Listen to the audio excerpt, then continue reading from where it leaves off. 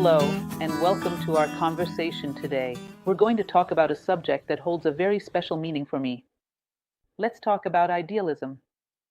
The work I do, the work we all do at New Acropolis, is a work rooted in idealism. It brings me great joy to share with you a bit more about what inspires and drives us. We are, all around the world, New Acropolis, a school of philosophy in the classical tradition. A practical, experiential philosophy. Values shape us, and we are all volunteers. We dedicate ourselves to idealism, but what does it mean to be an idealist? It's almost like describing the very fabric, the essence of our lives. And for me, it is a great joy to share this with you. Today, we live in a kind of mechanical routine where learning is often reduced to knowing how to do things, how to perform tasks. But for an idealist, that's not enough. An idealist needs to ask, why? Toward what purpose? For what greater aim? In other words, what is the deeper meaning behind your work? Where is it all leading? And the true idealist needs to feel that behind every action, there is something more profound than mere survival. There is something of authentic life, something genuine, something that can contribute meaningfully to humanity as a whole. In other words, every idealist needs to envision their life as a journey toward a legacy, towards something they offer to the world, the message they came here to share. These are the foundational reflections. If you look at all the lectures we have here on the channel, you'll find that every single one carries this underlying idea. What are we aiming to accomplish with all of this? We want to be a positive force that contributes to humanity. We want to leave the world a little better than how we found it. So let's reflect on this together in our conversation. From a philosophical perspective, it's not easy to pinpoint exactly where idealism originated. There is often reference to Platonic idealism. Naturally, Plato with his theory of ideas and his allegory of the cave, which serves as a strong example, clearly expresses his idealistic vision, but it doesn't begin there. It's hard to determine the exact moment when a human being first set their sights on something beyond physical existence. We can observe this idea strongly present, for instance, in the Indian Vedanta of Shankaracharya. We also find it subtly present in the poem of the goddess, attributed to a pre-Socratic philosopher like Parmenides. We can also find this in the Egyptian emerald tablet, in the principle of correspondence, in the principle of mentalism. In other words, the belief that higher realities exist and that we live in a world that seeks to reflect its ideal model through the realm of ideas. And then, as we continue through the history of Western philosophy, we encounter German idealism. We come across the thought of Immanuel Kant, and above all, the phenomenology of spirit by Hegel, where these ideas are powerfully presented and deeply rooted in the work of this great thinker. And so on. There are certain nuances one cannot claim that all of these idealistic perspectives are identical, but they do share a significant number of common elements. What are these common points? Fundamentally, it is the view that this tangible world is not truly real. It is a designed experience intended to help us reach a certain level of awareness. That there exists a true plane of reality. This true plane can be referred to as the Platonic realm of ideas, or as a spiritual plane, as Hegel described it, an idealistic plane where ideas known to the Indians as Mahat, the great cosmic mind, contain the essence of all things, preceding their material existence, and even if those things did not yet exist, their ideas would still reside there, awaiting the opportunity to be made manifest. In other words, the most real thing in existence would be the idea itself, because its shadow in the material world, which, in the myth of the cave, is a world of shadows fleeting and brief, is a highly volatile realm where things come into being and then cease to be. Let us now consider the vision of Parmenides. What truly is cannot cease to be neither in time nor in space. If it ceased to be, it means it never truly was. It was merely a shadow, and what in the material world remains unchanged. So we end up living here among shadows, which is a fundamental error. We should not grant shadows the status of reality, because if we do, we become attached to things inherently fleeting. This becomes a source of frustration and ongoing sorrow. As the Indian tradition teaches, nothing that truly belongs to you can ever be taken away. There is nothing in the material world that will not be lost, not even this body we inhabit, or one day it will return to the nature that temporarily lent it to us. In other words, even this is not truly ours. Therefore, according to the perspective of various philosophical traditions, nothing in the material, transient, and illusory world can be considered truly real. This world would be a reflection of a spiritual realm or a realm of ideas, where the essence or idea of each thing was first conceived. For example, Plato spoke of a table, a chair, which the carpenter first envisions in his mind as an idea, and then he takes wood and shapes it according to that mental blueprint. Now, if he is highly skilled, a master carpenter, he will craft an object closely resembling the ideal model that exists in his mind. If he is not, he will produce some distortions, and over the course of his journey as a carpenter, he refines his craft, striving to make the object more and more faithful to the original idea that inspired it, until the moment comes when the idea and its physical reflection become one and the same, where the two unite, like the interlocking triangles of a six-pointed star. In other words, evolution according to this philosophical model would be the pursuit of the idea that gave birth to us. And everything in the universe has an idea that precedes its physical form. That is, before a plant existed, there was the idea of a plant. Before the physical animal came into being, there was the idea of the animal. Before man existed in physical form, there was the idea of man. Now, in the case of plants and animals, since they are guided by nature, they fulfill their purpose optimally because they do not have the option to stray from it. A plant has no option to refuse to perform photosynthesis. It is governed by the laws of nature and aligns as perfectly as possible with the idea that brought it into being. An animal also cannot suddenly decide, I no longer want to follow my instincts. It is guided by the laws of nature and has little say in the matter.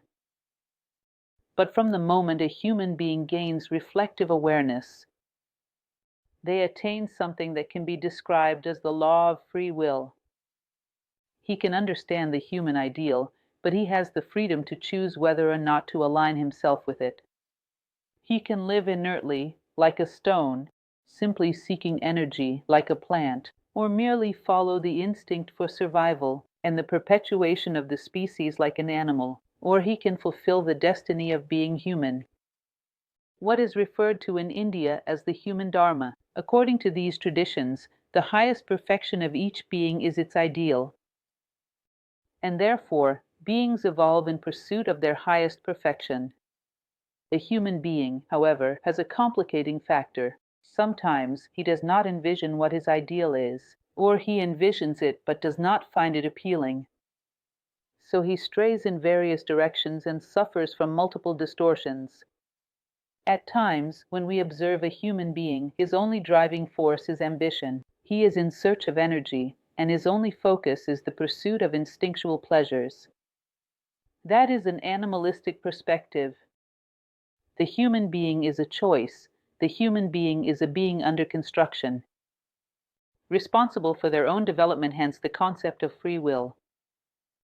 In order for the human being to reach fulfillment, understand this clearly.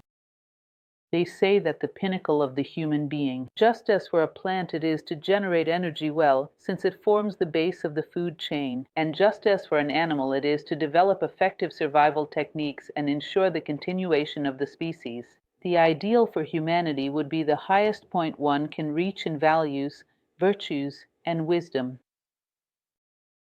Therefore, we could measure human time by how closely a person approaches that ideal, drawing nearer to what nature truly expects from a human being. From there we delve into mythology and explore countless reflections on the subject. It is said, for instance, that man leaves behind Chronos, or chronological time, and enters the realm of Zeus, on Olympus, when he overcomes the obstacles that separate him from the human ideal. That is, if a human being spends time and does not grow, does not take a step toward values, virtues, and wisdom, then no real time has passed for him, only clock time. He is merely surviving, but not truly living as a human being, and from this many philosophical reflections can arise. In other words, the true essence of each thing lies in the subtle realm, its frame of reference, and everything seeks its frame of reference.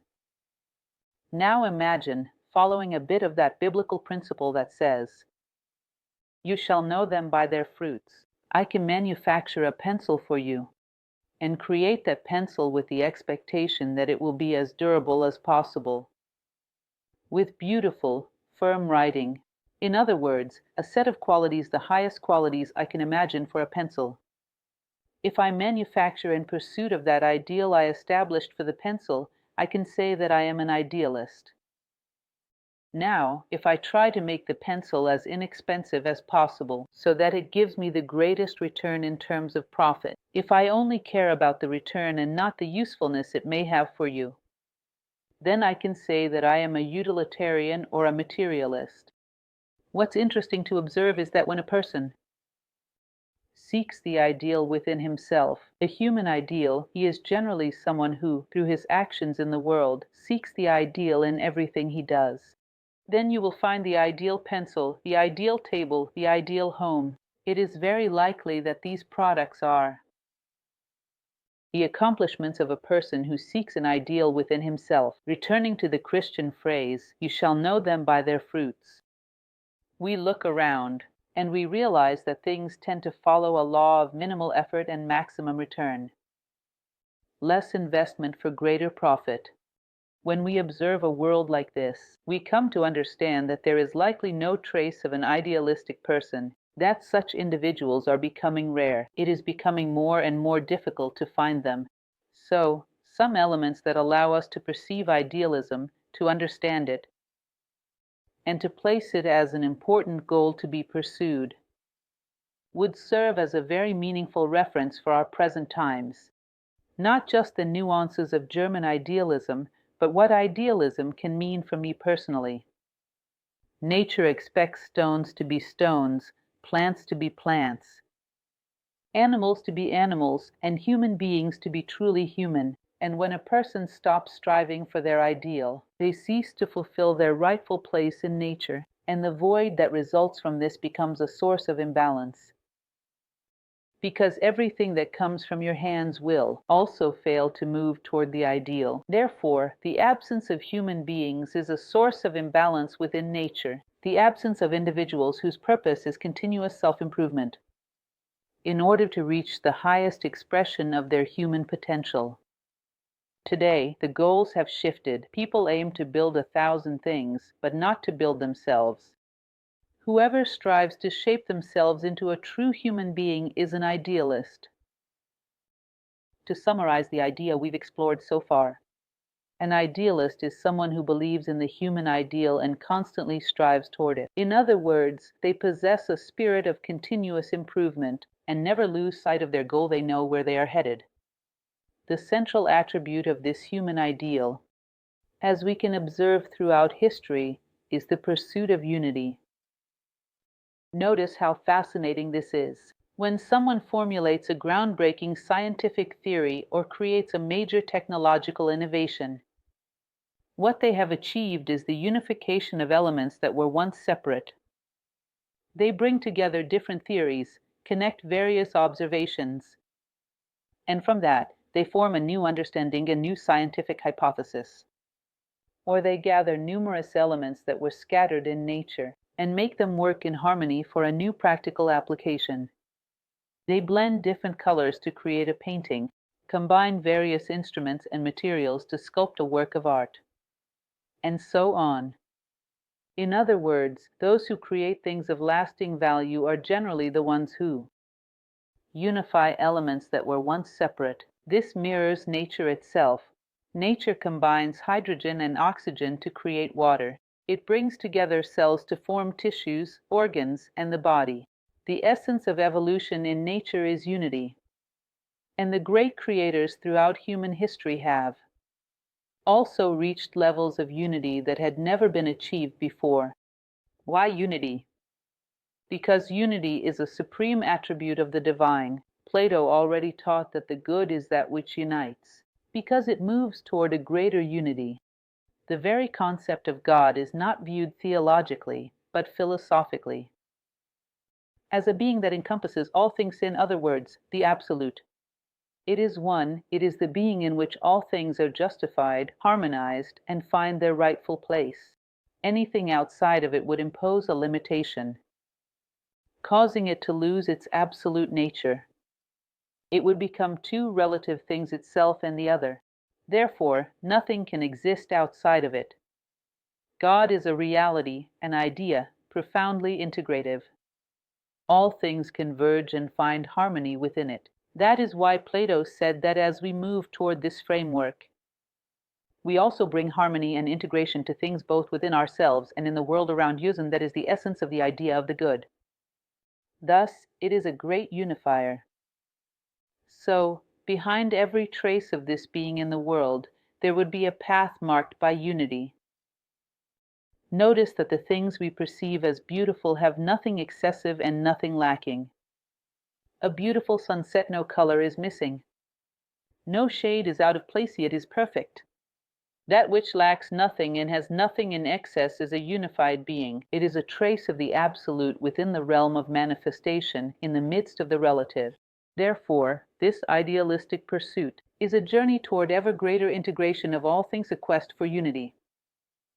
If you imagine, for example, a pyramid, each of us, through different and countless facets, growing as human beings, tends to move closer and closer to the unity that ultimately brings all paths together. And as a result, we also tend to draw nearer to one another. When we look around and realize that we are living along a path of disintegration, where it becomes either you or me, and we can no longer coexist in the same world, where we separate, taking things away from one another. This reflects the behavior of those descending the pyramid, not ascending it, because on the way down, beings drift apart. On the way up, they come together. This is a simple geometric truth, just to give you a sense of it. So the point of evolution for all beings, not just humanity, would be the pursuit of progressive unity, to bring together all possibilities, to unify tools. In the human case, to unify your self-awareness with the awareness of the world around you, which is one of the most essential virtues we need to cultivate, empathy. To understand that the entire world holds its own valid perspectives. Others have just as much right to exist as I do, to learn to put yourself in someone else's shoes and embrace countless points of view within your own consciousness. In other words, empathy would be one of the virtues that serve the elevation of humanity toward its ideal direction. Fraternity, the elimination of all forms of selfishness, would all be essential elements of the human journey toward unity. Human unity, the pinnacle of human potential. A being enriched with values, virtues, and wisdom, which is, paradoxically, the most endangered being in history. Because there is no point in preserving nature, there is no point in protecting an animal species if we do not safeguard the human condition. If we preserve the human condition, everything else will follow natural consequence. But in a world where humanity is becoming rare, we cannot expect forests to be preserved, nor any animal species to survive. We are an essential part of nature, and we must be integrated within it. And to do that, we must awaken within ourselves the spirit of integration, the spirit that seeks unity. Goodness brings unity. We have succeeded in harmonizing our internal structures so that they move together in a single direction. Have you ever taken a moment to reflect on that? When I walk toward an object, I say, legs, take me there, and they do. But if I say, emotions, feelings, enjoy this because it is meaningful, noble, and good, I find I have no control over my emotions and feelings. They scatter everywhere. If I say, thoughts, focus on this because I need to understand it deeply, it still goes in every direction. I have no control. Imagine the immense potential we would have. If we could govern our emotions, our thoughts, all of our inner vehicles, just as we control our legs when we walk, all human substructures working in harmony, moving toward a single purpose, just like all the components of your car are synchronized to take you to the destination you chose. These are the elements that humanity is gradually mastering as it advances toward the human ideal. Greater internal harmony and, as a result, greater external harmony. You begin to see everything as it truly is, placing yourself in the position of things, instead of merely looking and thinking, how is this useful to me? That's a meaningful shift, isn't it? To stop looking at things and asking, how is this useful to me? And begin to look and ask, how can I serve them? Because they are also a part of me. The fact that things come to fruition is essential to my own fulfillment. We are all like pieces of a single puzzle. We are part of one whole. We understand the disastrous consequences within the human body when a single cell decides to think only of itself, and yet we struggle to apply this understanding to our own lives. For the Indians, this was the concept of Dharma. Dharma is the great law that guides all beings back to unity. That helps every being move toward their own ideal. Dharma is the arm of God extended across the cosmos. It is the path of growth for all beings in relation to the idea that gave them origin. And within every being, there is a longing for fulfillment, for wholeness, for the happiness that is rightfully theirs. In other words, a human being finds true happiness by being truly human. A plant is fulfilled as a plant, and an animal as an animal. The realization of each being lies in its own identity. Of course, this would require many lectures, many topics to explore. You will come across some statements, for example, by Plato. I particularly appreciate when, in the Republic, throughout the entire work, he develops the construction of an imaginary city. His republic, his public domain, his ideal city. When he brings this to a logical conclusion, he addresses the young people who are part of the dialogue through his character Socrates, of course. He says, look, this is an ideal city, it is logical, it is possible. And the young people respond, yes, it is logical, it is possible, but it doesn't exist anywhere, Socrates. He replies, if it exists on the plane of ideas, if it is a reality in the realm of ideas, then sooner or later it will exist here. When things pre-exist in the world of ideas, they exert pressure on reality to come into being. In other words, if such a city does not yet exist, one day it will. But once you understand this idea of an ideal city, you can then feel like a citizen of it and obey only its laws. Since this city already has, in the world, citizens who are loyal to it, the path toward shaping it, toward making that dream a reality, draws ever closer. In other words, a reality in the realm of ideas offers more certainty than anything projected into the world, which is fleeting. A reality in the realm of ideas will inevitably manifest in the world. And if we understand it, relate to it, and live by it, we are already paving the way for it to manifest in the world. Wherever you live, you can act as a citizen of the ideal city. Immanuel Kant, also during the time he wrote The Groundwork of the Metaphysics of Morals, says the following: if you want to prove to me that something is possible, don't give practical examples. I saw it, so-and-so told me. Someone was present when it happened, because practical examples are always susceptible to error, to having been mistaken in some way. There's no use in giving 1,000 examples of something being seen or heard, witnessed by whomever it may be. Prove to me that it is possible in terms of ideas. That if something is possible as an idea, then it is noble, it is good. It is a logical concept and it brings value to the world. Even if no one has seen it, even if it has never existed here, one day it will. Because ideas are the most real things in the world, and one day they will manifest themselves here. Now, understand this, because if it is a vision, that idealism is a vision that is highly prone to various errors. The first of these is believing that the world is not real, and therefore I don't need to take it into account. That's madness. The world would be a programmed illusion, as we mentioned at the beginning, designed for our consciousness to evolve, but it is by no means insignificant and cannot be ignored.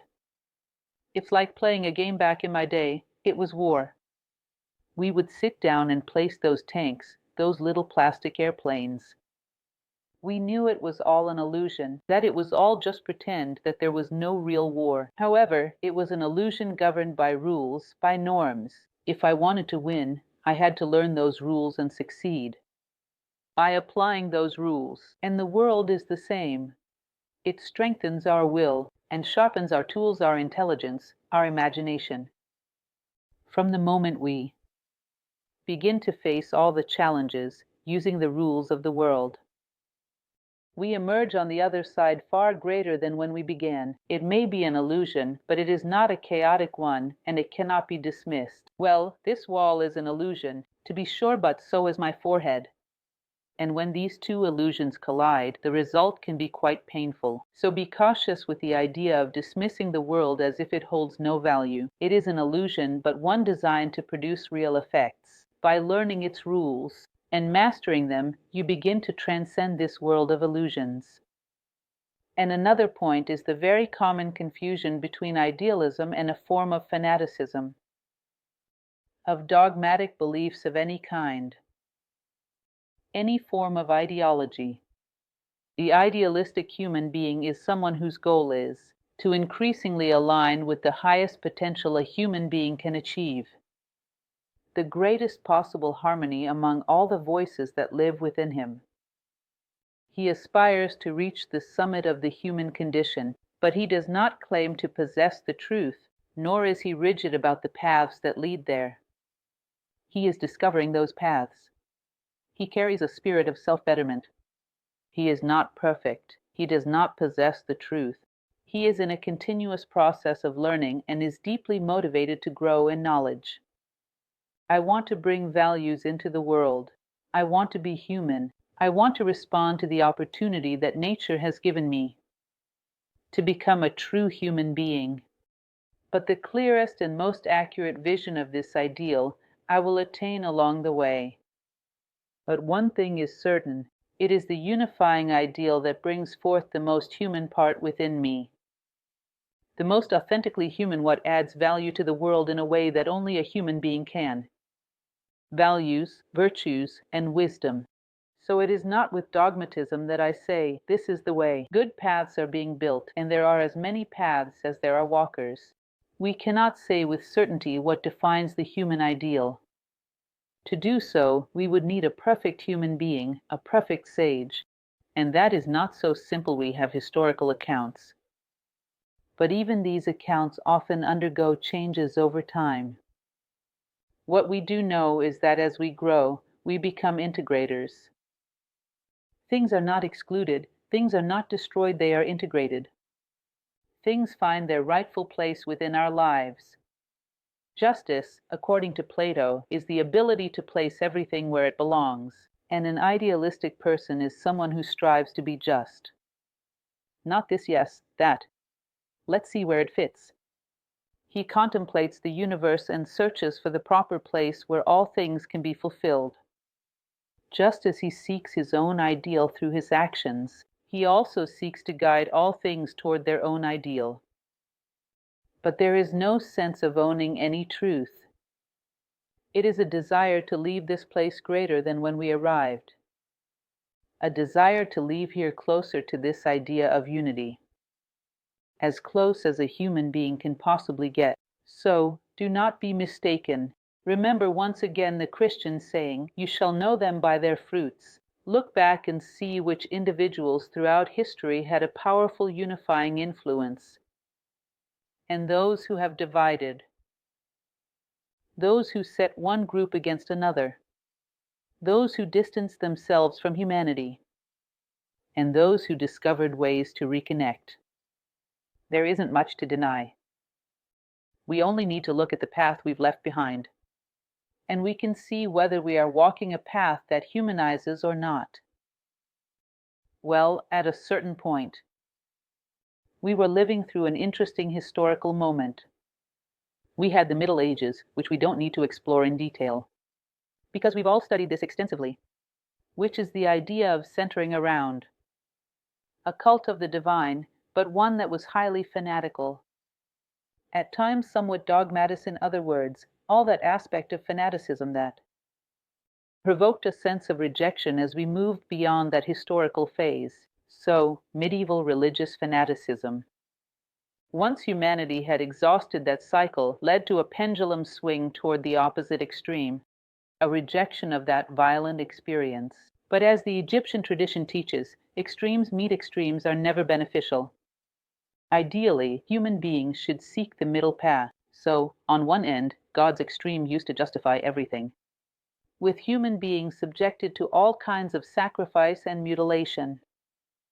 Then we swing toward an extreme humanism as well, especially after the Enlightenment and the rise of classical rationalism, where man has taken the place of God and now stands at the center, but not the human being we have the potential to become in an idealistic sense, rather our current self, with all our whims, with all our terrible selfishness, which acts as a powerful force of disintegration. It is like an acid that corrodes everything, and yet, with all our weaknesses, we place ourselves at the center. And now, society is structured to provide greater comfort, greater freedom, and greater pleasure to this being, despite all these flaws.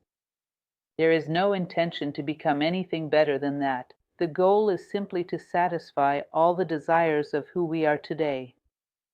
And each person focuses solely on their own personal gain. There is this belief that somehow things will just work themselves out, as if, when everyone thinks only of themselves, an invisible hand borrowing a bit from economic theory will come in to fix everything and make it all work out in the end. But it won't. We are surrounded by forces that divide and fragment us everywhere. Human beings begin to lose the aspiration to become better than they currently are.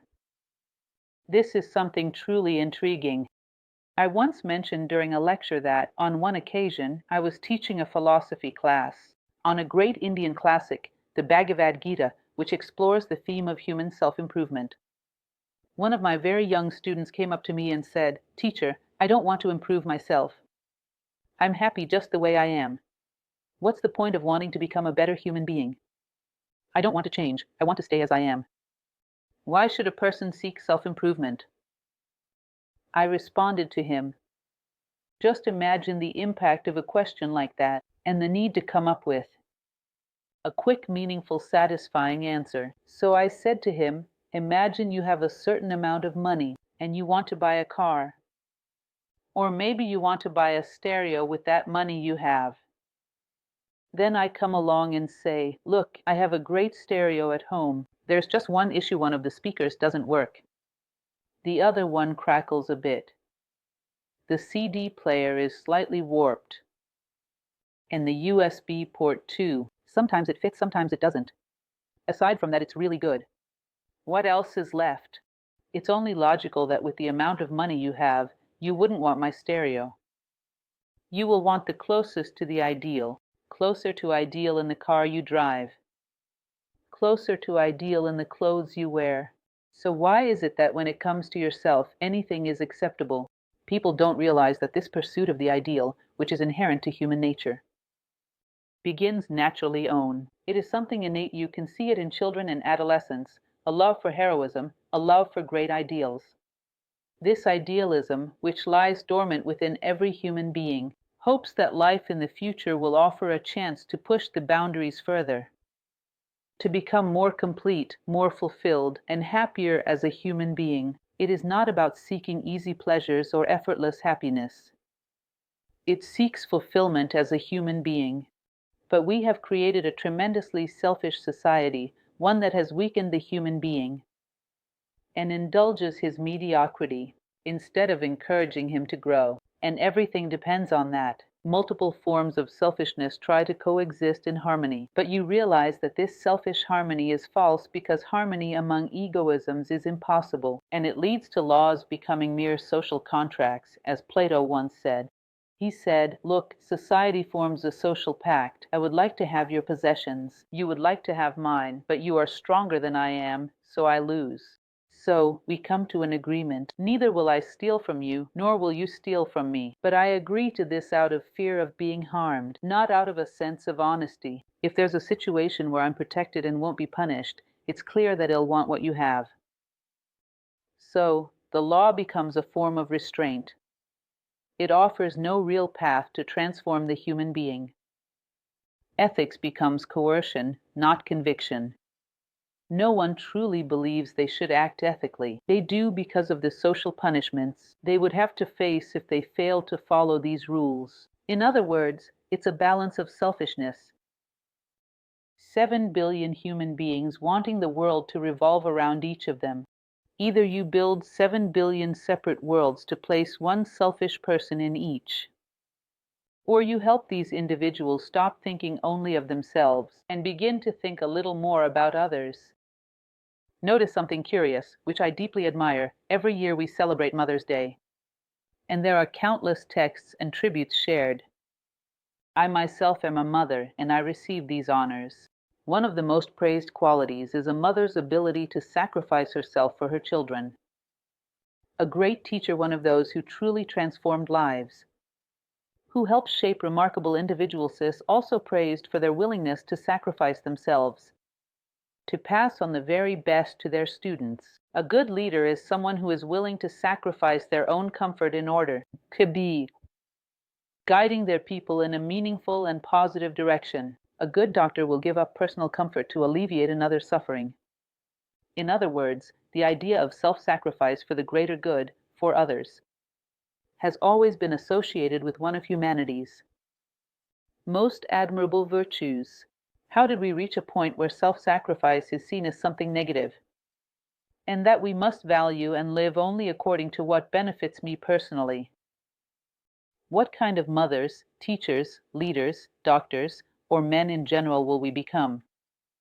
If we think only of ourselves and are terrified of any form of self-sacrifice, you begin to see that we are entering a predatory society, one without vision, where the sense of unity is being lost. This tends to decay like a lifeless body, where the forces that divide prevail over those that unite. It decomposes. A society that has lost the idea of unity becomes a lifeless, disintegrated body. And that sense of unity is becoming increasingly rare. Sometimes I see people who reach the end of their lives and say, they carried out admirable work, they worked for the good of society. And they say, I gave my life, I sacrificed much of my life for this. When I hear that phrase, I think, well, something has been misunderstood. When you understand that your work has eased the suffering of many, helped many move forward, was a vital force in the lives of many, what could you have sacrificed that was more valuable than that? What kind of life do you regret having given up? In other words, self-giving, which is such a profoundly human, beautiful, and essential virtue, implies that the most meaningful part of my life was this self-sacrifice. I didn't lose much because of it, and it brought me immense gain. It gave my existence purpose. That is, either we lack the capacity for self-sacrifice, or when we do make sacrifices, we expect to be repaid in the end. There was no true understanding of the value that this act holds. This is a deeply thought-provoking point. One of the things within Hermeticism, I recently gave a lecture on the Emerald Tablet, in which I spoke about this, is that the fundamental elements of Egyptian culture recognize that the world is entirely interconnected through symbolism. That is, we all share subtle connections with one another. Every event contributes to our growth. When you begin to understand this intricate weaving this life's tapestry, you eventually come to recognize who was the spinner, who was the weaver. That is, when we come to understand that the world, is a cosmos, not chaos that everything is interconnected, as if it were one vast living organism. Try to imagine what the soul of this great being might be, and how these two worlds are related. So, when we lose our connection to the ideal, to the soul of everything, the body begins to fall apart. Precisely when this thread of connection between the world of ideas and the material world is severed, it is like a physical body that has lost its vital thread of life, with its soul, and it begins to disintegrate, and increasingly, driven by selfishness, by a self-indulgent life centered only on superficial interests. We are severing this thread. Even in biology, we have come to understand that a system which provides excessive comfort to parts is not a system conducive to evolution and progress. And clearly, the same applies within society. We have lost the sense of the value of the sacrifice of the part for the good of the whole. Even organic life cannot exist under such conditions. There is a passage, very interesting, perhaps already known to some, from a speech by Alexander Solzhenitsyn, delivered during a lecture at Harvard University in the 1970s. Among the many insightful things he said, there is one phrase that has always deeply resonated with me. He said the following: "If life were a system created solely to provide pleasure and comfort to each individual being, then it would not end in death. After all, death is neither comfortable nor pleasurable. If life were made just for that, there would be no reason for it to end in death. But if life is about surrender, then yes, it makes sense that it ends in death. Let it be the great act of giving, the return of the tools we borrowed nature. We give them back and say, look what I built with them. I added value to the world. In other words, I made good use of the tools you lent me." That is, if the logic of life is surrender, then at the end of life, surrendering the physical body aligns with that logic. But if the logic is comfort, enjoyment, passive pleasure, where I make no effort to contribute to a better world, then death becomes absurd. It would contradict everything that life is meant to be. It would be an injustice. It would be madness. A complete absurdity. So, in order to understand the logic of death within life, life must be more than simply seeking comfort and indulgence, wrapping our personality in cotton wool. Take a moment to reflect on this. This statement is deeply thought-provoking. It stirs within us a desire to integrate life and death into our consciousness, and to realize our understanding of the meaning of life is mistaken. Because it doesn't harmonize, it doesn't fit this piece, doesn't belong in our puzzle. Ultimately, one thing we can observe is that human happiness, truly human happiness, appears many times throughout our lives, and we must learn to recognize and cherish it. You've probably already experienced moments of serving a cause, engaging in noble work, thinking less about yourself and more about the whole. Serving a noble ideal, where at the end of the day, the joy of a duty fulfilled, even if the body is exhausted, leaves your soul in a state of grace. That is human happiness. Happiness is being able to look back and see the path of your personal journey and recognize that it was a luminous path. You brought value to every place you passed through, and the happiness in that is immense. That wonderful feeling of laying your head on the pillow and sleeping the sleep of the just. At peace with heaven and earth, at peace with yourself, because you are someone who knew how to respect yourself and was worthy of your human nature today. The sleep of the just, the feeling of fulfillment, vestit, satisfaction of looking back and seeing that we have left behind a path that is increasingly human.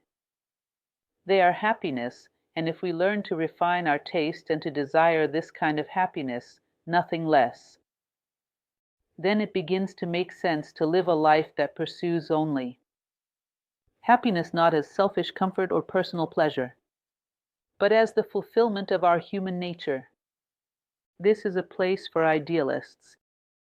And finally, what I wanted to offer you as a small gift from me, especially since some of you know that I am an amateur poet, I write a little. And many years ago, reflecting on this nature for me and for many idealists, there could be no other path. No other nature could bring us happiness. No other direction, but this feeling of always pushing ourselves to the limit to give our very best. Thinking about this unique kind of happiness, I wrote a poem. I would like to recite it to you now, to read it. It is called, and it's on my poetry blog, it's called, Without Reservations. Of all energy, give until the very last breath. Each day, march toward the edge of twilight. Of every flower, offer even the final petal. For there is no sense in desiring, for us, even a drop of the nectar that sustains great life. From all pain, give, until the last tear is shed. In every circumstance, give as though it were a sacred duty. With all your love, create this purest balm, which lightens the journey, even in the face of all wounds. From your hand, I will receive the smallest of your lamps. From all the light, I will carry no more than a single atom that quenches my thirst and becomes a source that nourishes this valley and breathes new life into those who rise toward the horizon. Nothing more to long to keep, through illusion nothing more. Only to walk and reach out, to then feel oneself a part of that path. Take flight from the highest mountain, and dare to finally see the unity of all that exists with what dwells within me. To once and for all exhaust the logic and meaning of a blind world that dares to divide the infinite between what I believe and what I deny. To exhaust every resource, every reason that obstructs the great river in its flow. That separates my hand from yours. Lord, let me taste your cup in just measure. Lord, do not let me become intoxicated with such strong wine that I no longer understand life, that I no longer see the way. You know that within my chest there is a figure, a message. There must be a breath to deliver it to the world before this journey ends. Lord, let my name be delivery. Dream of me without reservations, without limits, because you know. And one day I will know that without a doubt I will be what you believe. That's it, just a small reflection. I hope you can walk with it over the next few days and come to draw a synthesis, a conclusion, your own idea, and perhaps bring yourself closer to that idealistic view of the world. Thank you.